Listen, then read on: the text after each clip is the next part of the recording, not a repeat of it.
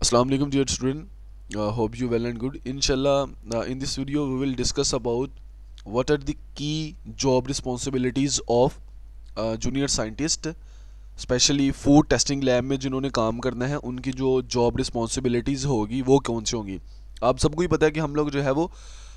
इस चैनल के ऊपर Punjab agriculture food and drug authority की जो है वो पोजीशन थी, डिफरेंट पोजीशन थी, लेकिन हम लोग स्पेसिफिकली लेके चल रहे हैं junior scientist food testing lab को, क्योंकि मोस्टली लोगों ने इसी में अप्लाई किया है। तो आज का जो टॉपिक है जिसके ऊपर मैंने आप लोगों को ये कंप्लीट जो लेक्चर है वो प्रिपेयर किया है, वो है कि 30 की responsibilities for a junior scientist जिसने फूड टेस्टिंग लैब में जो है वो काम करना है। एक इसका एक ये है, ठीक है। नेक्स्ट वीडियो में हम लोग डिस्कस करेंगे कि कौन सी लेबॉर्ट्री के 50 असेंशियल टेस्ट हैं जो आपने लेबॉर्ट्री में करने हैं, जिनका आप लोगों को लाजमी पता होना चाहिए, और कौन से ऐसे टेस्ट हैं। इंशाल्लाह थर्ड जो इस वीडियो का पार्ट होगा उसमें मैं आप लोगों को बताऊंगा कि कौन से ऐसे टेस्ट हैं जो कि पेपर में लाजमी आएंगे, जिनके बारे में पेपर में जो है वो लाजमी पूछा जाएगा। एक चीज़। अच्छा, अब जो है एक मिनट मैं इसका व्यू जो है वो चेंज कर लूँ। हाँ जी, अब मेरे ख्याल से आप लोगों को जो है वो सही नज़र आ रहा होगा। अच्छा, तो ठीक है, फिर इस लेक्चर को जो है वो मैं शुरू करता हूँ। अगेन बता देता हूँ कि आज हम लोगों ने करना क्या है। आज हमारा है टॉपिक कि जो आप लोगों की जॉब रिस्पॉन्सिबिलिटीज़ होंगी, अगर आप लोगों की सिलेक्शन हो जाती है तो, और पेपर के हवाले से भी जाहिर है जो जॉब रिस्पॉन्सिबिलिटीज़ होती हैं उसी में से जो है वो क्वेश्चन पेपर में काफ़ी ज़्यादा आते हैं। जो आपने काम करना है उसी के किसी ने चेक करना है ना, कि हाँ जी अगर जिस काम के लिए किसी बंदे को हायर कर रहे हैं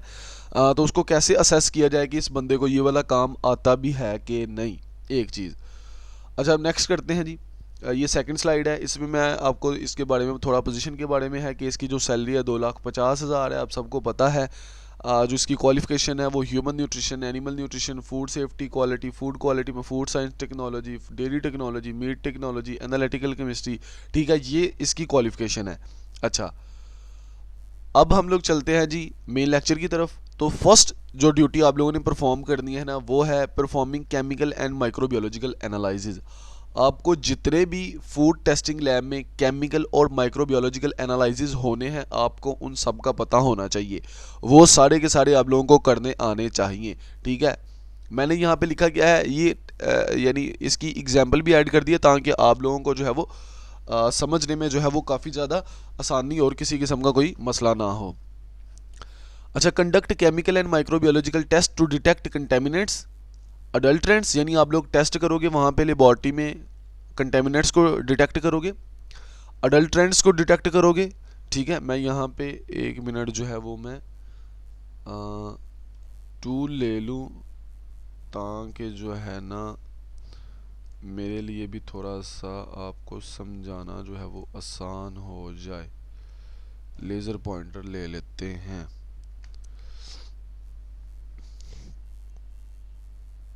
यहाँ मेरे ख्याल से जो है वो हम लोग लेते हैं यहाँ से पेन ले लें फिर, ठीक है, पेन मेरे ख्याल से सही रहेगा। अच्छा, तो क्या करेंगे आप लोग जी, कंटेमिनेट्स को डिटेक्ट करने के लिए टेस्ट है वो आप लोगों ने करना है। अडल्ट्रेंट्स को ये भी यार जो है ना मेरे ख्याल से ये ठीक नहीं है, हमें इरेजर को यूज़ करके उसके बाद मेरे ख्याल से मैं हाइलाइटर ले लेता हूँ, ये ज़रा थोड़ा सा सही रहेगा। अच्छा जी, हाँ जी, तो सबसे पहले जो आप लोगों की ड्यूटी होगी वो आप लोगों ने क्या करना है, डिटेक्ट करना है कंटेमिनेट्स को, एक चीज़। उसके बाद अडल्ट्रेंट्स को आप लोगों ने डिटेक्ट करना है, और पैथोजेंस को। यानी आप लोगों को डिटेक्शन के सारे मेथड आने चाहिए कि हम लोगों ने जो है वो कैसे डिटेक्शन करनी है कंटेमिनेंट्स की, अडल्ट्रेंट्स की और पैथोजन की। जैसे मैंने यहाँ पे एग्जाम्पल के तौर के ऊपर लिखा है testing milk sample for aflatoxin. तो अगर आप लोगों ने जो है वो जैसे एक टेस्ट होगा कि हाँ जी इस स्पेसिफिक सैंपल में से आप क्या करो जी, एफ्लाटॉक्सिन की डिटेक्शन करनी होगी, या बैक्टीरियल कंटेमिनेशन आप लोगों ने देखनी होगी कि मिल्क में जो है वो बैक्टीरियल कंटेमिनेशन है कि नहीं है। उसके लिए हम लोग इकोलाई वगैरह का टेस्ट करते हैं, इकोलाई जो है वो प्रेजेंट है कि नहीं है उसमें ना। अच्छा, दूसरी क्या है जी, ensuring compliance with food safety standard. तो आप लोगों का दूसरा काम ये होगा कि आप लोगों को फूड सेफ्टी स्टैंडर्ड्स का पता होना चाहिए। ISO 22000, ISO 9001, ISO 17 जो है वो आप लोगों के पास 14000 जो है उसका पता होना चाहिए। हैसब का पता होना चाहिए, कोडेक्स का पता होना चाहिए, food drug and agricultural organisation का, यूरोपियन यूनियन की जो रेगुलेशन है उसका आप लोगों को पता होना चाहिए। उसका फ़ायदा क्या होगा, उसकी एग्जांपल है checking a wheat float sample for pesticide residue compliance with WHO। तो आपने क्या किया जी, आपको पता होना चाहिए कि जो पेस्टिसाइड रेजिड्यू है वो जो उसकी जो मैक्सिमम लिमिट है वो कितनी तक जो है वो प्रेजेंट है। तो वैसे तो इसकी हम लोग निगलेजिबल ही होती है, लेकिन जो है वो पता होना चाहिए कि हाँ जी कितनी प्रेजेंट है WHO की जो रिक्वायरमेंट है कि इसमें FAO की जो आप लोगों को लिमिट है उसका पता होना चाहिए। WHO क्या कहता है कि पेस्टिसाइड की रेजिड्यू यहाँ तक आ रही है तो अलाउ है, अगर नहीं इससे ज़्यादा आ रही है अपर जो आप लोगों की जो लिमिट है तो देन जो है वो वीड जो है वो खाने के काबिल नहीं है। अच्छा, दूसरा आप लोगों के पास कंडक्टिंग न्यूट्रिशनल एनालिसिस, यानी आप लोगों ने न्यूट्रिशनल एनालिसिस का मतलब क्या है, आपने चेक करना है किसी भी फूड सैंपल में कार्बोहाइड्रेट कितना है, उसमें प्रोटीन कितना है, फैट कितना है, मिनरल्स कितने हैं, विटामिन कितने हैं। तो उसके लिए भी आप लोगों को जो है वो टेस्ट करने आने चाहिए। इसके लिए वैसे हम लोग प्रॉक्सिमेट एनालिसिस करते हैं, यानी मॉइस्चर डिटर्मिनेशन के लिए हम लोग हॉट एयर ओवन यूज़ कर लिया। प्रोटीन डिटर्मिनेशन के लिए हम लोगों ने जो जेल्डॉल मेथड है वो यूज़ कर लिया। फैट की डिटर्मिनेशन के लिए हम लोगों ने सॉक्सलेट अपरेटस यूज़ कर लिया। ऐसे मिनरल्स हैं, वेट एशिंग है, ड्राई एशिंग है, इससे जो है वो इस इन टेस्ट को परफॉर्म करना आपको आना चाहिए। ये भी आपकी जॉब रिस्पॉन्सिबिलिटी होगी। अच्छा, एग्जाम्पल की बात कर लें, vitamin C content in oranges to confirm label accuracy. हाँ जी, अगर कोई लेबल में जो है वो जाहिर है लोग कहते हैं कि इस label this product contain vitamin C, तो और वो बताते हैं कि हाँ जी इसमें विटामिन C की जो क्वांटिटी है जो उसकी है वो कितनी है। तो अगर कोई क्लेम कर रहा है, ठीक है, तो ये सिर्फ क्लेम नहीं होना चाहिए, आपके पास वो सैंपल आना है, आपने उसको कंफर्म करना है कि वो जो लेबल में उन्होंने लिखा हुआ है कि हाँ जी इस प्रोडक्ट में इतना विटामिन C है, वो इतना विटामिन C प्रेजेंट है भी कि नहीं है। समझो मेरी बात को। तो बेसिकली आप लोगों ने फूड फ्रॉड को भी पकड़ना होता है।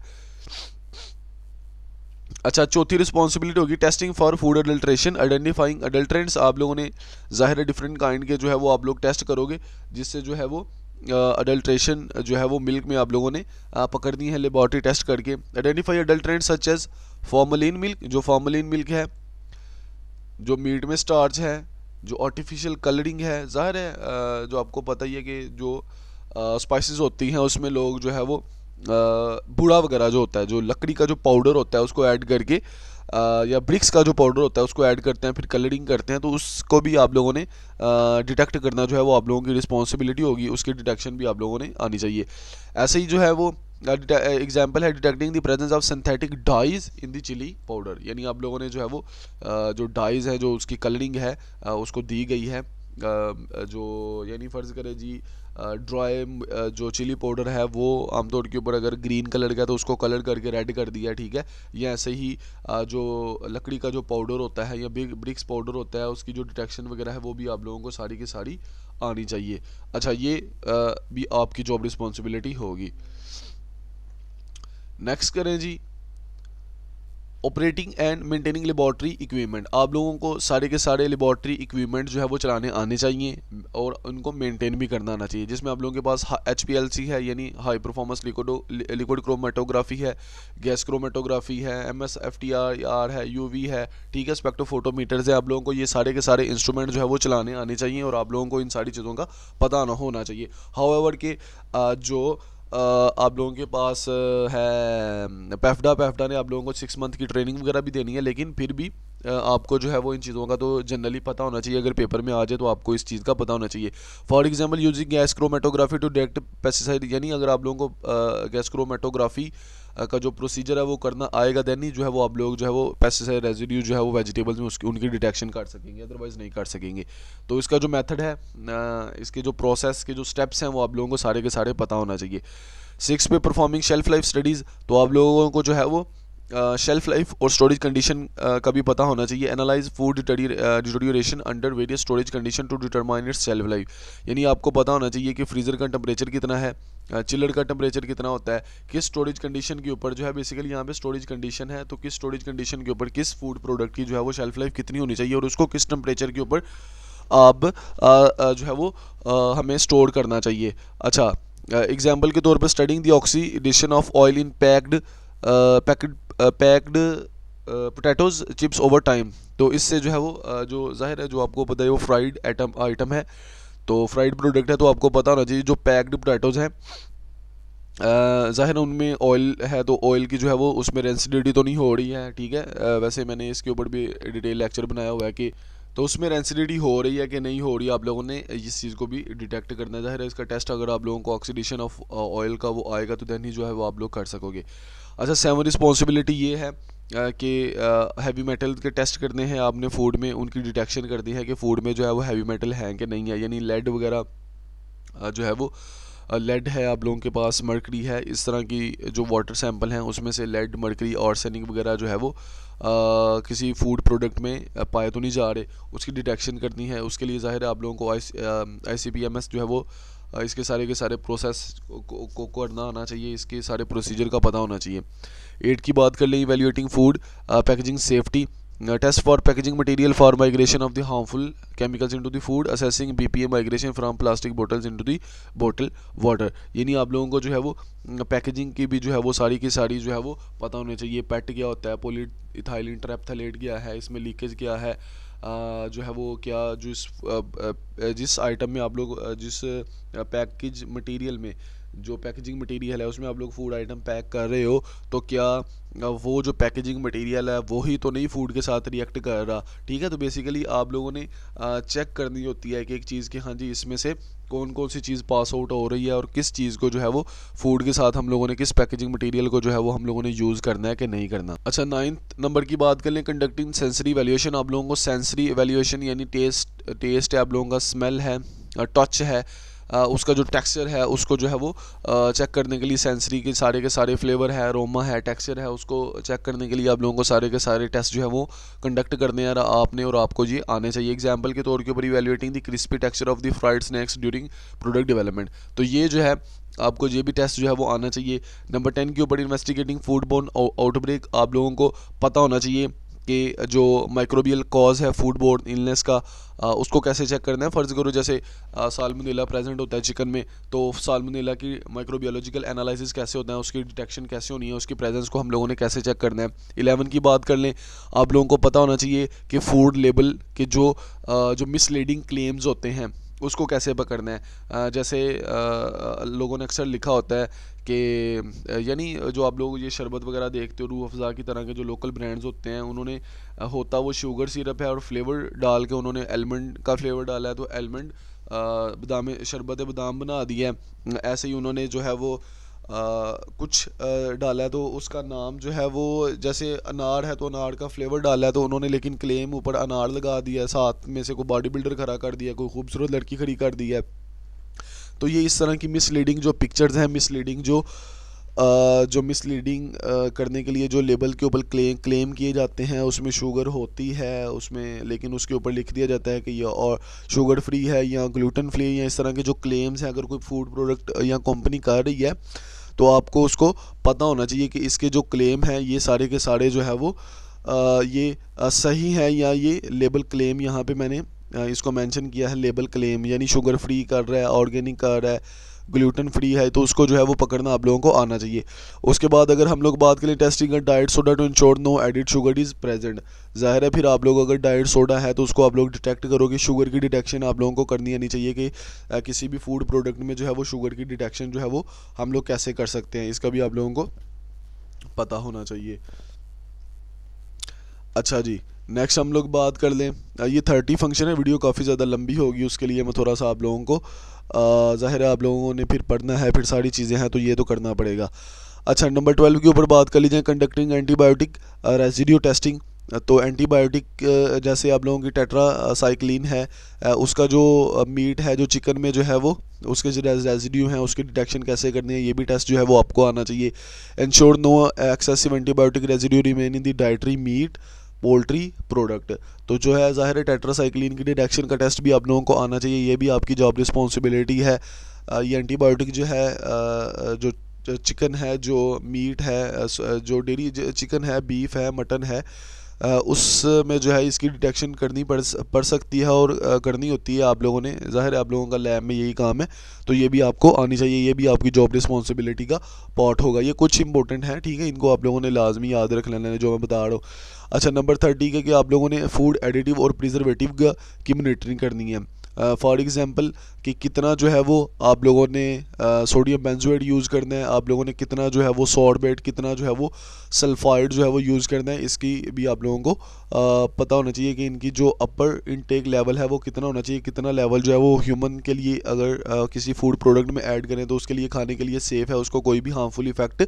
नहीं आएगा उसकी बॉडी के ऊपर, इसका भी आप लोगों को पता होना चाहिए। इसकी एग्जांपल में measuring benzoic acid level in the soft drink, तो ज़ाहिर है अगर आप लोगों को फूड प्रिजर्वेटिव को डिटेक्ट करने का टेस्ट आता होगा तो फिर ही जो है वो आप लोग इस टेस्ट को परफॉर्म कर सकेंगे और इसको डिटेक्शन को चेक कर सकेंगे।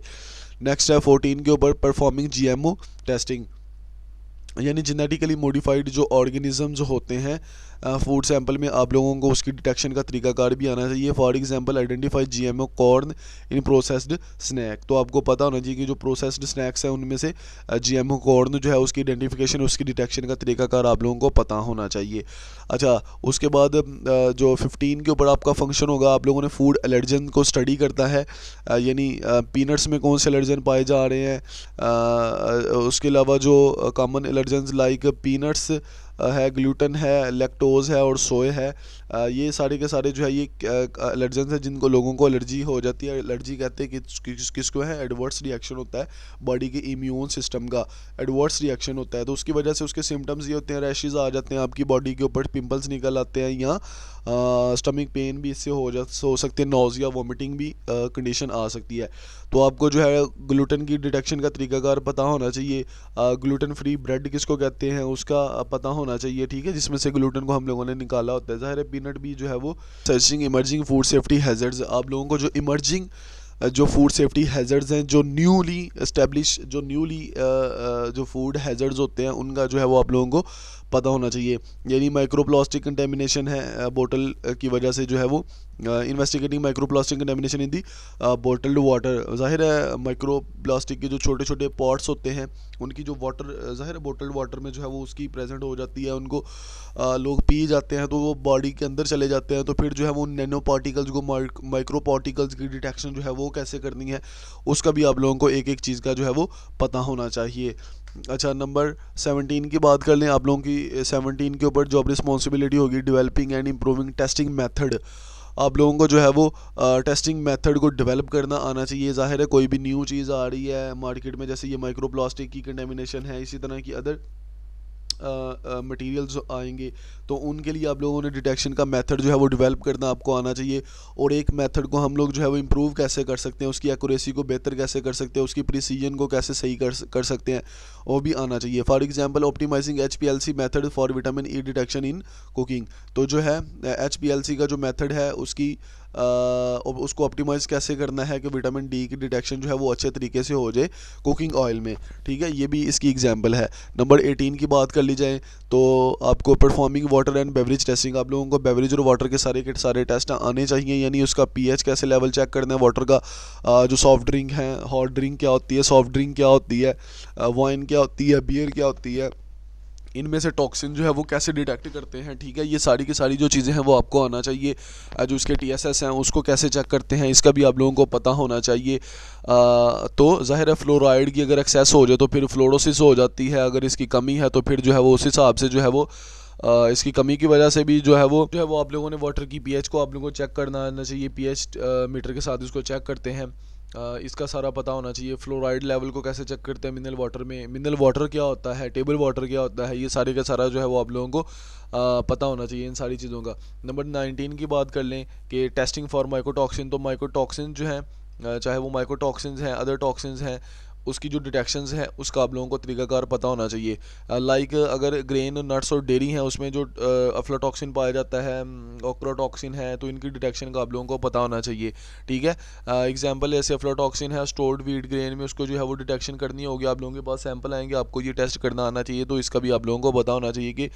माइकोटॉक्सिन की टेस्टिंग जो है वो कैसी होती है। नंबर 20 की बात कर ली जाए, कंडक्टिंग माइक्रोबियल लोड टेस्ट, आप लोगों को बैक्टीरिया का, यीस्ट का टोटल बैक्टीरियल काउंट होगी, कोलीफॉर्म ग्राम वगैरह का जो है मोल्ड काउंट हो गए, इन सारी के सारी को जो टेस्ट है वो आप लोगों को आना चाहिए। जैसे फॉर एग्जांपल हम लोग एग्जांपल की बात कर लेंगे, bacterial contamination in fresh juice, के फ्रेश जूस है उसमें हम लोगों ने बैक्टीरियल कंटेमिनेशन का टेस्ट कैसे करना है,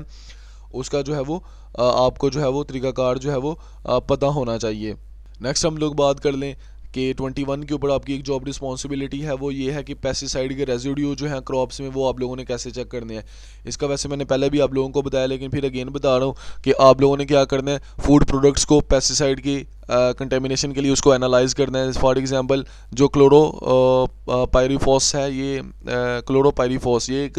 पेस्टिसाइड है, ठीक है। तो इसका एप्पल में जो है वो अक्सर इसकी डिटेक्शन करनी होती है, एप्पल का सैंपल आता है उसमें से आप लोगों ने, तो उसके लिए आप लोगों ने क्लोरोपायरीफॉस की जो रेजिड्यू है, जो पेस्टिसाइड है, इसके रेजिड्यू की डिटेक्शन जो है वो एप्पल में करनी है कि एप्पल में ये कितना है, अभी आ भी रहा है कि नहीं आ रहा, तो उसके लिए भी आपको पता होना चाहिए। अगर मैं एप्पल की बात कर रहा हूँ तो आपको पता चल जाएगा कि जितने भी फ्रूट्स हैं, मैं यहाँ पे एग्जांपल के तौर के ऊपर एप्पल को ऐड कर रहा हूँ, डिफरेंट काइंड की पेस्टिसाइड है, यहाँ पे तो मैंने एक का नाम लिया है,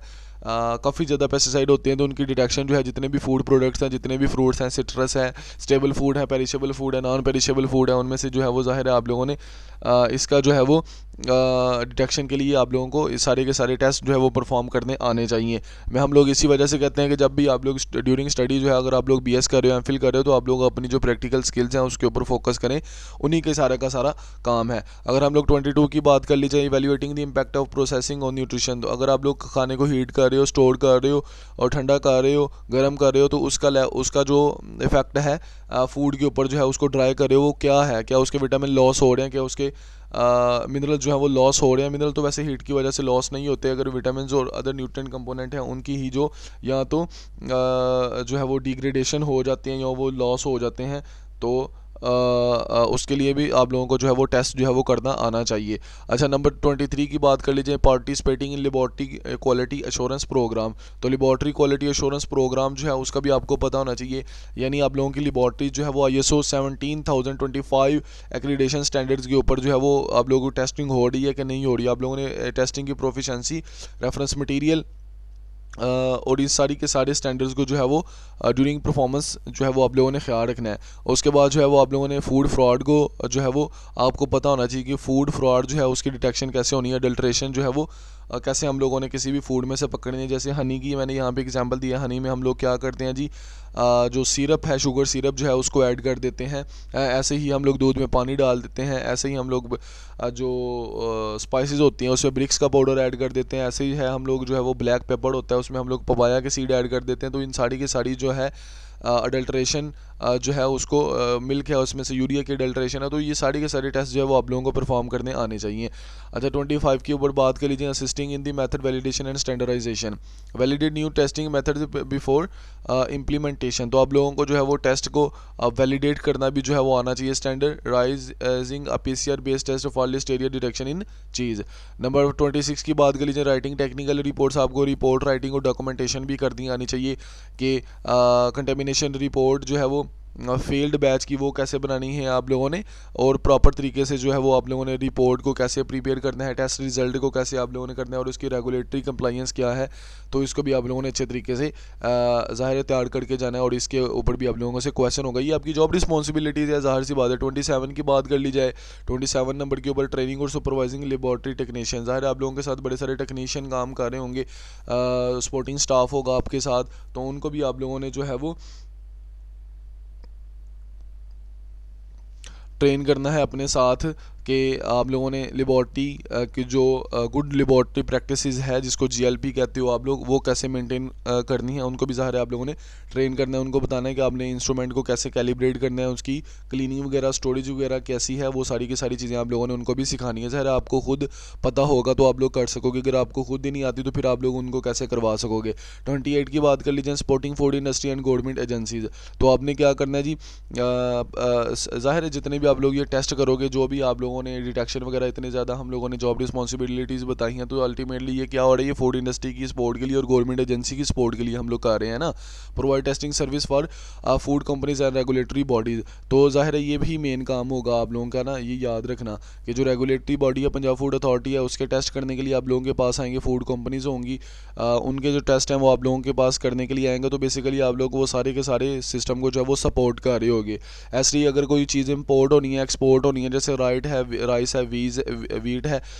बार्ले है, सोरगम है, इस तरह की जितनी भी फूड प्रोडक्ट्स हैं, स्टेबल फूड्स हैं, उनकी एक्सपोर्ट या इंपोर्ट होनी है, उसके भी सारे के सारे आप लोगों ने टेस्ट करने हैं। तो ये सारे टेस्ट आपको आएंगे तो फिर ही आप करेंगे, ये आपकी जॉब रिस्पॉन्सिबिलिटी है। सेकंड लास्ट की बात कर लें, फूड स्पॉइलेज के केसेस जो हैं उसको आप लोगों ने इन्वेस्टिगेट करना है। यानी ज़ाहिर है अगर आप लेबॉर्ट्री में टेस्ट करते हैं, किसी का ब्लड सैंपल है